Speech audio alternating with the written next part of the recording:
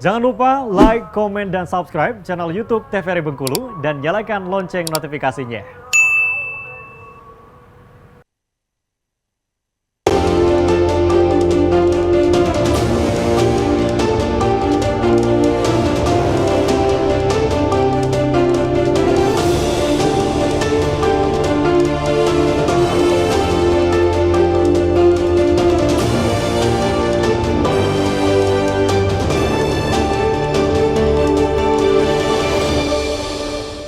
Terima kasih pemirsa, Anda masih setia bersama kami di Berendo. Kita masih dengan tema yang sama hari ini, prestasi sejak dini. Masih bersama Zaki dan juga ibunda tercintanya.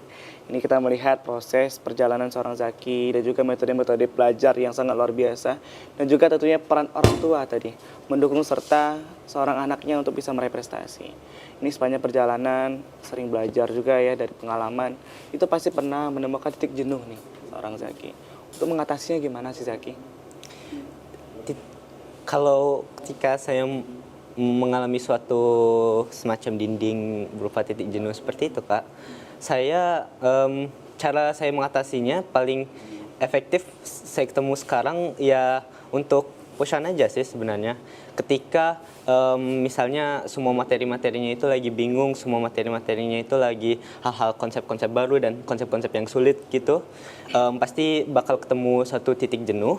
Ketika itu yang paling sering saya lakukan sekarang yaitu untuk push on aja, bahwa kalau misalnya sudah berusaha untuk belajar ini mungkin bakal ada kaitannya di masa depan, mungkin bakal walaupun untuk sekarang tidak ngerti, insya Allah mungkin di depannya bakal lebih ngerti lagi karena ya otak kita kan apalagi masih muda ini secara tidak langsung berkembang. Jadi maupun kita bawa tidur aja kadang-kadang masih tetap berkembang dan tetap berusaha untuk mengerti hal kayak gitu kan. Jadi saya bakal push on kalau misalnya ada materi baru yang susah dan buat jenuh, push on dan bawa tidur dan bawa istirahat. Insya Allah ketika menghadapinya lagi bakal jauh lebih segar, bakal jauh lebih ngerti untuk materi barunya. Charge energi lagi tentunya ya. Ini kalau sepanjang perjalanan dan juga tadi belajar, itu tantangan terberat bagi Zaki apa? Tantangan terberat menurut saya sih ketika mood lagi nggak baik. Maukah itu berasal dari diri sendiri yang lagi kurang tahu arahnya kemana, lagi bingung, atau misalnya dari faktor eksternal yang misalnya lagi naruh tekanan ke saya seperti itu, Kak. Ketika ketika lagi nggak mood belajar gitu, saya susah banget belajarnya karena ingat metode saya tadi kan, semuanya bergantung dengan mood dan keinginan saya untuk mendorong. Ketika mood lagi nggak bagus, ketika keinginan lagi nggak ada untuk belajar, saya walaupun sih kalau misalnya lagi dalam perjalanan perlombaan pasti tetap saya usahakan kan untuk belajar, nggak mungkin enggak. Tapi terkadang lumayan susah saya berusaha untuk belajarnya dan ujung-ujungnya kadang-kadang jadi nggak enjoy. Tapi di masa-masa itu of course saya tetap push on dan berusaha untuk tetap belajar konsisten. Jalan dulu ya tentunya ya. Ini Zaki, ada ternyata nih pemirsa lebih dari puluhan ya tentunya prestasi Zaki tadi dari SD sejak SMA bahkan sekarang di kelas 10 ya, baru masuk kelas 11, banyak banget. Dan sekarang ini ada beberapa ini belum sampai 1% kayaknya piala-piala yang diraih oleh seorang Zaki. Ini pemirsa, ini boleh nggak sih di-spill nih beberapa apa aja sih lomba-lomba yang pernah diikuti Zaki sejak SD bahkan SMA nih, prestasi yang sudah diraih ini. Oke. Jadi mengenai prestasi yang sudah saya raih, dari mungkin saya highlight dulu salah satu pencapaian terbesar saya di SMP kelas 9 yaitu mendapat alhamdulillah sekali medali perunggu di perlombaan Olimpiade Sains Nasional bidang matematika.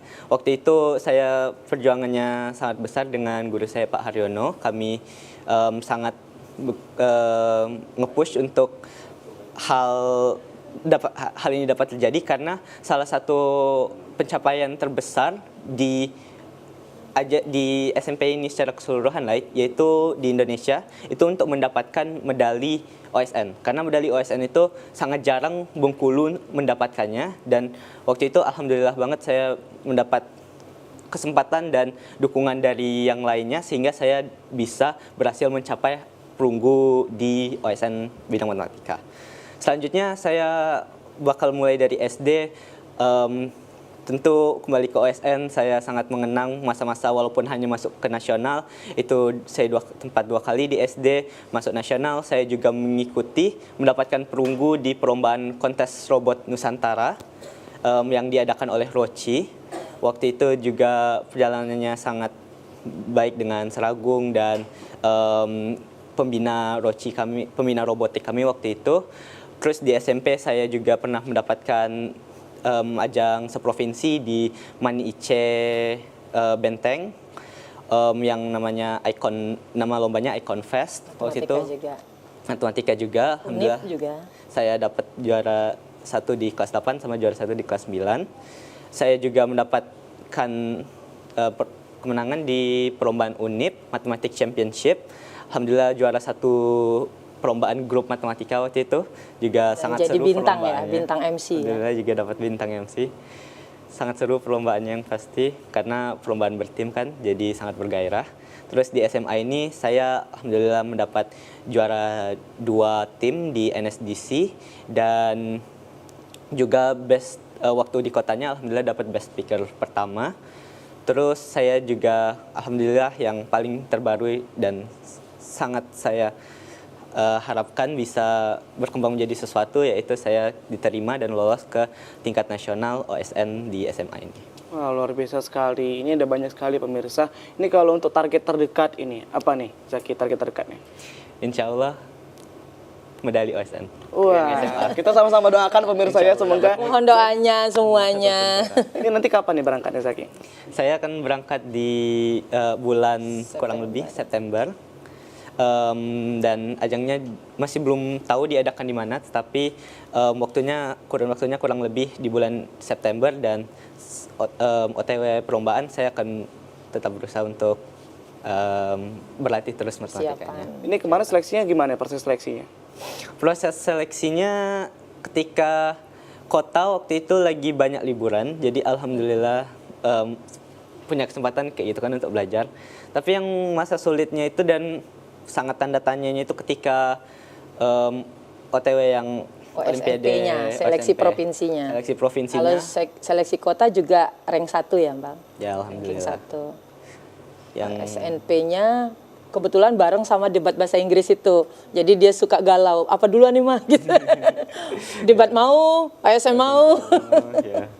Tapi pada akhirnya kemarin pengumuman seleksi ya, yang belum terlalu lama ternyata ya pengumumannya. Iya, minggu lalu baru keluar ternyata Zaki lolos nasional untuk. Itu berapa orang dari Bengkulu yang lolos itu? Satu untuk matematika. Hanya satu. Hanya satu. Ini kita sama-sama doain pemirsa ya. Ini hanya satu orang dari seluruh, banyak banget ya di Provinsi Bengkulu. Ini Zaki. Ini ada nggak sih mungkin pesan nih yang paling terkenang di kamu dari orang tua maupun guru gitu? Ada nggak? Pesan yang paling terkenang. Menurut saya sih Kak, pesan yang saya dapatkan yang paling berkesan untuk saya ya, bahwa kalau misalnya menjalani apapun, yaitu enjoy saja, jangan terlalu dibawa beban dan jangan terlalu dipikirkan. Karena kalau misalnya kita melakukan sesuatu dengan enjoy, itu hasilnya bakal jauh lebih baik dan bakal jauh lebih berkesan pada kita. Ini pernah nggak sih Zaki dapat tekanan nih dari sekitar, mungkin nggak hanya dari orang tua, mungkin dari pihak sekolahnya juga. Ini Zaki harus menang, Zaki harus juara. Pernah nggak sih Zaki? Alhamdulillah sih Kak, tekanan yang terlalu besar sampai kayak bikin down gitu, belum terlalu, terutama kalau dari orang tua ya.